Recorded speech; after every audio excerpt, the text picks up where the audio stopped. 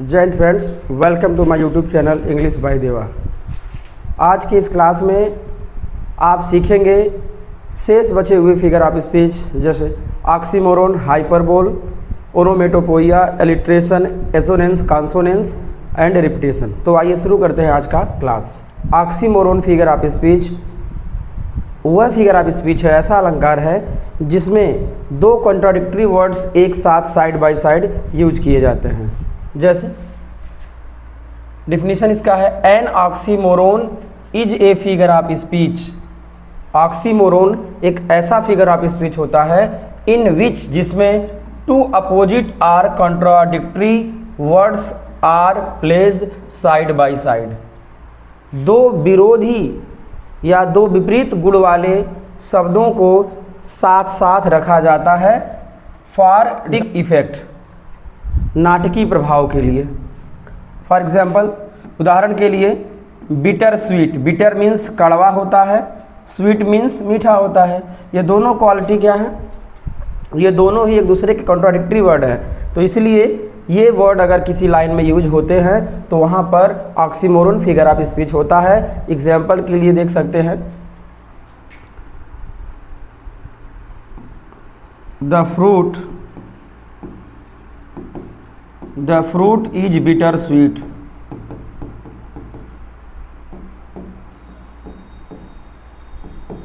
फल कड़वा मीठा है। तो बिटर स्वीट वर्ड यूज होने से, कॉन्ट्राडिक्टरी वर्ड यूज होने से इस लाइन में ऑक्सीमोरोन फिगर ऑफ स्पीच है। सेकंड आपका एग्जांपल है डिफेनिंग साइलेंस। डिफेनिंग मीन्स होता है अधिक तीव्र आवाज़। डिफेनिंग मीन्स क्या होगा? अधिक तीव्र आवाज़। साइलेंस मीन्स होता है शांति या चुप्पी। तो इस प्रकार अधिक तीव्र आवाज़ के कॉन्ट्राडिक्टरी के अपोजिट कौन सा वर्ड है? Silence. Both ward side by side यदि किसी सेंटेंस में पुट किए जाते हैं तो उसमें क्या होगा? आपका ऑक्सीमोरोन फिगर ऑफ स्पीच होगा। थर्ड आपका है सीरियसली फनी। सीरियसली मीन्स होता है गंभीर रूप से, फनी मीन्स मजाकिया रूप से। ये दोनों वर्ड्स कॉन्ट्राडिक्टरी हैं। यदि किसी सेंटेंस में अगर ऐसे वर्ड आते हैं तो उसमें ऑक्सीमोरोन फिगर ऑफ स्पीच होता है। ये वर्ड यदि आप ये वर्ड दोनों, ये और ये यदि दोनों साथ साथ कहीं पर आते हैं किसी लाइन में तो वहाँ पर आपका ऑक्सीमोरोन फिगर ऑफ स्पीच होता है। कुछ एक्स्ट्रा एग्जांपल देख लेते हैं, जैसे you are regular, you are regular, irregular.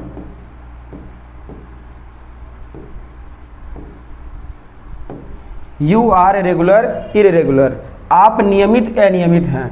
Regular के कॉन्ट्राडिक्टरी वर्ड कौन सा है? इसका अपोजिट कौन सा? इरेगुलर है। ये दोनों वर्ड एक ही सेंटेंस में आ रहे हैं, इसलिए यू आर रेगुलर, इरेगुलर में किस प्रकार का फिगर ऑफ स्पीच है? ऑक्सीमोरोन है। हाइपरबोल को हिंदी में हम बोलते हैं अतिशयोक्ति अलंकार। हाइपरबोल क्या होता है? Hyperbole the things are shown greater are less than they really are. अर्थात इसमें किसी वस्तु की वास्तविकता को या तो बहुत बढ़ाकर बताया जाता है या बहुत घटाकर बताया जाता है। अर्थात बहुत ज़्यादा उड़कर बताया जाता है किसी वस्तु के बारे में, तो उसमें हाइपरबोल फिगर ऑफ स्पीच होता है, अतिशयोक्ति अलंकार होता है। डिफिनीशन है, हाइपरबोल इज एन एग्जाजरेशन। मतलब यह एक बहुत बढ़ा चढ़ाकर वाला अलंकार है, यूज्ड फॉर एम्फेसिस और इफेक्ट। प्रभाव डालने के लिए अथवा विशेषता बताने के लिए होता है। It is not meant to be taken literally. इसका मतलब ये नहीं कि इसको हम साहित्यिक रूप में लें। एग्जाम्पल के रूप में देख सकते हैं, I have told U a million times. मैंने तुम्हें लाखों बार, मिलियन टाइम्स मैंने बताया, मैंने तुम्हें लाखों बार बताया है। अब एक बार दो बार कोई बता सकता है, लाखों बार बताया होगा। कुछ बातों को बहुत ज़्यादा बढ़ा चढ़ाकर बताया गया है, इसलिए I have told U a million times, मैंने तुम्हें लाखों बार बताया है। इसमें कौन सा फिगर ऑफ स्पीच होगा? आपका हाइपरबोल फिगर ऑफ स्पीच है। सेकंड आपका एग्जांपल है शी क्राइड, वह चिल्लाई, ए रिवर ऑफ टीयर्स। मतलब नदी जितने आंसू, अर्थात उसने नदी जितने आंसुओं को बहाया, चिल्ला चिल्ला कर उसने नदी जितने आंसुओं को गिराया। तो इसमें कोई कितना रोएगा, एक जग तक नहीं भर सकता है, एक जग एक गिलास नहीं भरेगा रोने से। और यहाँ पर इस लाइन में बोला गया है कि रिवर जितना जितना नदी, जैसे नदी में जितना पानी रहता उतना उसने रो रो कर चिल्ला चिल्ला कर आंसू गिरा दिया। तो इसलिए बहुत ज़्यादा बढ़ा चढ़ा के बताया गया है, इसलिए इसमें कौन सा फिगर ऑफ स्पीच है, हाइपरबोल फिगर ऑफ स्पीच है। थर्ड आपका है आई एम सो हंग्री, मैं इतना भूखा हूँ, I could eat a horse, कि मैं घोड़ा खा सकता था, इतना ज़्यादा भूखा। अब कोई भूखा था तो पेट भर खाएगा, अब घोड़ा कोई खा पाएगा, इतना बड़ा घोड़ा होता है, घोड़ा तो 5 दिन में अगर कोई मांसाहारी होगा तभी खाएगा, इतना नहीं खा पाएगा। तो इसमें बहुत ही बढ़ा चढ़ा कर बताया गया लाइन में, इसलिए इसमें कौन सा फिगर ऑफ स्पीच है, हाइपरबोल फिगर ऑफ स्पीच है। इसके अतिरिक्त I am swifter than wind, I am swifter than wind, मैं हवा से भी अधिक तेज हूँ। इसमें अपने आप को मैंने हवा से अधिक तेज बोला, अर्थात मैंने बहुत बढ़ा चढ़ा कर बोला। क्लियर? या you are stronger than lion, आप शेर से भी अधिक क्या हो, मजबूत हो, इसमें भी बढ़ा चढ़ा के बताया गया है। तो ऐसे सब सेंटेंस जिसमें बहुत ज़्यादा बढ़ा चढ़ा कर बताया जाता है किसी वस्तु को तो या किसी व्यक्ति को, तो उसमें हाइपरबोल फिगर ऑफ स्पीच अर्थात अतिशयोक्ति अलंकार होता है। नेक्स्ट टॉपिक पर चलते हैं। थर्ड है ओनोमेटोपोइया, इसको बोलते हैं हिंदी में ध्वनि सूचक अलंकार। ध्वनि सूचक अलंकार का तात्पर्य है कि यदि किसी लाइन से आपको साउंड क्रिएट होता दिखाई दे, साउंड उसमें साउंड का डिस्क्राइब हो, तो ऐसे फिगर ऑफ स्पीच को हम ओनोमेटोपोइया फिगर ऑफ स्पीच कहते हैं। डिफिनीशन इसका है, onomatopoeia refers to words that imitate the natural sound of a thing, अर्थात ध्वनि सूचक अलंकार उन शब्दों को व्यक्त करता है जो प्राकृतिक ध्वनि को क्या करते हैं, नकल करते हैं, अर्थात जिससे प्राकृतिक ध्वनि सूचित होता है, प्रकट होता है, जिसे जानकारी मिलती है, उसी को हम क्या बोलते हैं, ओनोमेटोपोइया बोलते हैं। एग्जाम्पल में बज, अगर किसी सेंटेंस में बज वर्ड आता है और इसका मतलब ये क्या है, ये बी साउंड है, मधुमक्खी की आवाज़ है। बूम, किसी के धमाके होने की, एक्सप्लोजन, फटने की आवाज़ है। टिक टॉक, ये क्लॉक की साउंड है। स्प्लैश, ये वाटर साउंड है, जब वाटर चलता है, मूविंग करता है तो उसकी जो साउंड है, ये सभी। अगर किसी सेंटेंस में ये सभी वर्ड यूज हुए हैं, ये सभी वर्ड जो ध्वनि के लिए हैं, तो ऐसे सेंटेंस में ओनोमेटोपोइया फिगर ऑफ स्पीच होता है।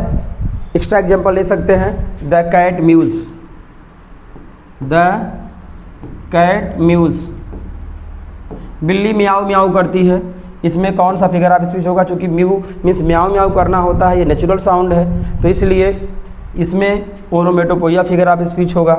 Clear? The dogs bark, the dogs bark, कुत्ते भौंकते हैं, इसमें भी भौंकने की आवाज़, भौंकना एक साउंड है, ध्वनि है। तो इस प्रकार इन सभी सेंटेंसेज में ओनोमेटोपोइया फिगर ऑफ स्पीच है। बढ़ते हैं अगले फिगर ऑफ स्पीच की ओर। तो आपका नेक्स्ट फिगर ऑफ स्पीच है एलिट्रेशन। एलिट्रेशन को हम बोलते हैं अनुप्रास अलंकार। एलिट्रेशन फिगर ऑफ स्पीच क्या है, अनुप्रास अलंकार है। अनुप्रास अलंकार वह है जिसमें कोई लेटर मल्टी टाइम रिपीट होता है, तो उसको हम बोलेंगे एलिट्रेशन। डिफिनेशन है, alliteration is the repetition of the same initial consonant sound in closely placed words. इसका मतलब ये है कि एलिट्रेशन किसी कॉन्सोनेंट अक्षर का जो पहले प्रयुक्त हुआ है, बार बार उसकी पुनरावृत्ति को ही बोलते हैं हम क्या, अनुप्रास अलंकार कहते हैं। अर्थात किसी वाक्य में, किसी लाइन में यदि किसी कॉन्सोनेंट लेटर की बार बार रिपीटिशन होती है और बार बार आता है, तो उसको हम क्या बोलेंगे, उसमें एलिट्रेशन फिगर ऑफ स्पीच होगा। क्लियर? एग्जाम्पल लेते हैं, पीटर पीपर picked A pick of pickled papers. इसमें लेटर पी जो है ये कॉन्सोनेंट है, ये मल्टी टाइम रिपीट हुआ है, कई बार आया है यहाँ पर पी, इसलिए इसमें कौन सा फिगर ऑफ स्पीच है, एलिट्रेशन फिगर ऑफ स्पीच है। तो इंग्लिश में आपको आवश्यक नहीं है कि आप लाइन का अर्थ ही जाने, आपको ये देखना है कि इसमें लेटर पी रिपीट हो रहा है या नहीं। यदि बार बार कोई लेटर रिपीट हो रहा है तो उसमें कौन सा फिगर ऑफ स्पीच है, एलिट्रेशन फिगर ऑफ स्पीच है। जैसे आप हिंदी में पढ़ते हैं तरन तंजुआ तर तमाल तरुअर बहुछाए, तो इसी प्रकार उसमें तय तय जैसे आता है अनुप्रास अलंकार होता है। सेम काइंड इंग्लिश में अगर कोई लेटर बार बार मल्टी टाइम रिपीट करता है तो उसमें इलिट्रेशन फिगर ऑफ स्पीच होता है। सेकंड आपका है she sells by the sea shore. Clear? See means S S S, यहाँ फर्स्ट की बात कर रहे हैं हम, फर्स्ट लेटर। तो इस प्रकार ये S letter multi time repeat हुआ है, इसलिए इस सेंटेंस और इस सेंटेंस में दोनों में, फर्स्ट वाले में पी और सेकंड वाले में S letter multi time repeat होने के कारण इन दोनों लाइंस में, इन दोनों सेंटेंसेज में क्या है, इलिट्रेशन फिगर ऑफ स्पीच है। क्लियर? तो हमें इसके अर्थ से मतलब नहीं है, हमें बस केवल ये देखना है कि इसमें लेटर रिपीट हो रहा है या नहीं, बस लेटर रिपीट होना चाहिए। कौन सा अलंकार होगा आपका? इलिट्रेशन फिगर ऑफ स्पीच होगा। अब आइए नेक्स्ट फिगर ऑफ स्पीच की बात करते हैं। आपका नेक्स्ट है एसोनेंस। एसोनेंस को बोलते हैं स्वर अनुप्रास। क्या बोलेंगे इसे? स्वर अनुप्रास कहते हैं। इसमें है assonance is the repetition of vowel sounds within nearby words. पास के शब्दों में स्वर के पुनरावृत्ति को ही हम क्या बोलते हैं? स्वर अनुप्रास कहते हैं। अर्थात यदि किसी लाइन में, किसी पोइट्री की लाइन में Wavell sound multi time repeat होता है नियर बाई वर्ड्स में, पास के शब्दों में, तो उसे हम, उसमें जो फिगर ऑफ स्पीच होगा उसे हम एसोनेंस फिगर ऑफ स्पीच कहते हैं, अर्थात स्वर अनुप्रास कहते हैं। एग्जाम्पल देखते हैं। एग्जाम्पल में है the rain in Spain stays mainly in the plain. Clear? यहाँ पे आप देख सकते हैं ये आपका आई आई आई आई आई, ये मल्टी टाइम रिपीट हुआ है। इसमें जो वावेल है मल्टी टाइम रिपीट हुआ है, तो इसलिए इस सेंटेंस में एसोनेंस फिगर ऑफ स्पीच है, स्वर अनुप्रास अलंकार इसमें है। क्लियर? आपका सेकंड एग्जाम्पल है, आपके लिए सेकंड एग्जाम्पल है यहाँ पर, जैसा कि आप देख सकते हैं इसमें ओ ओ ओ और ओ वावेल जो है मल्टी टाइम रिपीट हुआ है, इसलिए इस सेंटेंस में, इन दोनों सेंटेंस में वावेल्स के मल्टी टाइम रिपीटिशन होने के कारण एसोनेंस पोएटिक डिवाइस है या एसोनेंस फिगर ऑफ स्पीच है, क्योंकि figure of speech he poetic device होता है। क्लियर?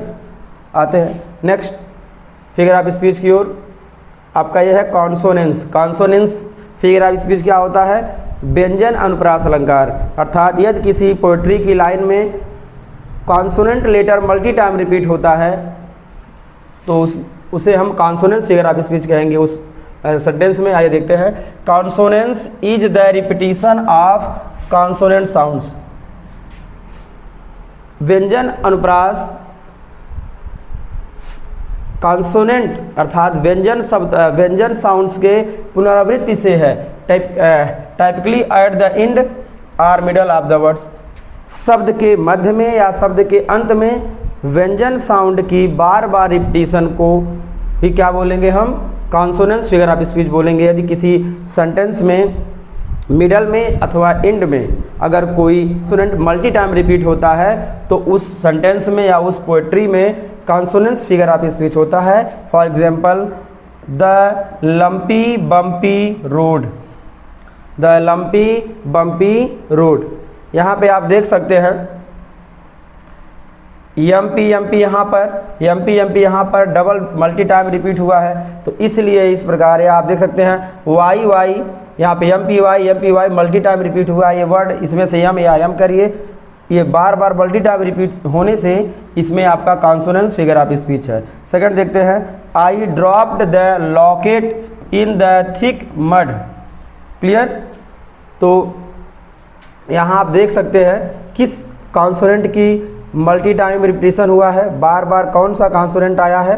तो आप यहाँ देख सकते हैं P word, P multi time यहाँ 2 बार यूज हुआ है। इसके अतिरिक्त आपका यहाँ पर के, यहाँ पर आपका के, यहाँ पर भी आपका के, यह भी 2 टाइम्स यूज हुआ है। क्लियर? और आप देख सकते हैं कौन सा ऐसा है 2 बार सब यूज हुए हैं ना, पी यहाँ 2 बार यूज हुआ है, या इसके लिए कह सकते हैं या के यहाँ पर मल्टी टाइम यूज हुआ है। तो इस प्रकार ये क्या है? इस प्रकार इसमें क्या है? कॉन्सोनेंस पोएटिक डिवाइस अर्थात कॉन्सोनेंट फिगर ऑफ स्पीच है। क्लियर? और आप और भी इसमें लेटर ले सकते हैं, या यदि आप ऐसे नहीं देखना चाहते इसको ऐसे देख लीजिए। डी को देखिए, डी पर यहाँ है, डी जो कॉन्सोनेंट लेटर है ये डी यहाँ पर, डी यहाँ पर और डी यहाँ पर। डी जो कॉन्सोनेंट लेटर है ये 3 टाइम्स यूज होने से इस सेंटेंस में कॉन्सोनेंस फिगर ऑफ स्पीच है। क्लियर। और यदि हम देखते हैं तो कौन सा सेंटेंस, कौन सा लेटर और यूज हुआ है, यच, यच, यच। यच भी 3 टाइम्स यूज होने से इसमें कॉन्सोनेंस फिगर ऑफ स्पीच है। आप यहाँ पर पी को लीजिए, पी केवल 2 टाइम्स आया है, बट डी 3 बार, एच 3 बार आने से इसमें कॉन्सोनेंस पोएटिक डिवाइस अर्थात कॉन्सोनेंस फिगर ऑफ स्पीच है। थर्ड एग्जाम्पल लेते हैं, इसमें है थर्ड एग्जाम्पल है the ship has sailed to the far off shores. Clear. इसमें S letter, S letter, S letter, S letter, S letter, multi time use होने से इसमें कॉन्सोनेंस पोएटिक डिवाइस है। क्लियर।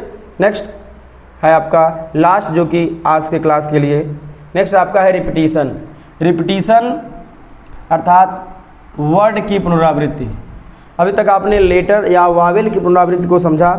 जब कोई वर्ड किसी पोएट्री की लाइन में मल्टी टाइम आता है, उसकी रिपीटिशन होता है, तो उसको हम रिपीटिशन पोएटिक डिवाइस या रिपीटिशन फिगर ऑफ स्पीच कहते हैं। ये कुछ यमक अलंकार जैसे है। यमक अलंकार में एक ही शब्द 2 बार आता है बट दोनों का अर्थ अलग अलग होता है। यहाँ पर एक ही वर्ड 2 बार आएगा लेकिन दोनों का अर्थ सेम होगा। क्लियर। तो कुछ वैसा ही है लेकिन वो यमक अलंकार नहीं है। रिपीटिशन अर्थात जिस वर्ड की पुनरावृत्ति होती है, अगर किसी पोएट्री की लाइन में वर्ड की पुनरावृत्ति होती है तो उसमें रिपीटिशन पोएटिक डिवाइस या रिपीटिशन फिगर ऑफ स्पीच होता है। एग्जाम्पल में डिफिनेशन समझते हैं। Repetition is the repeating of words are phrases for emphasis और poetic effect.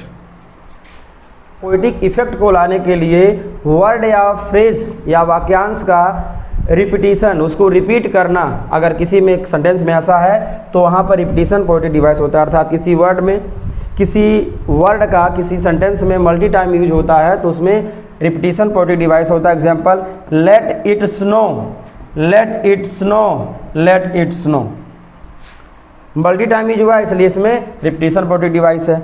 Elon, alone, all, all alone, word multi time repeat हुआ है इसलिए रिपीटिशन फिगर ऑफ स्पीच है। Neighbour give in, neighbour, neighbour, neighbour, ये neighbour word multi time use होने से इस sentence में रिपीटिशन पोएटिक डिवाइस है। आज के लिए बस इतना ही। थैंक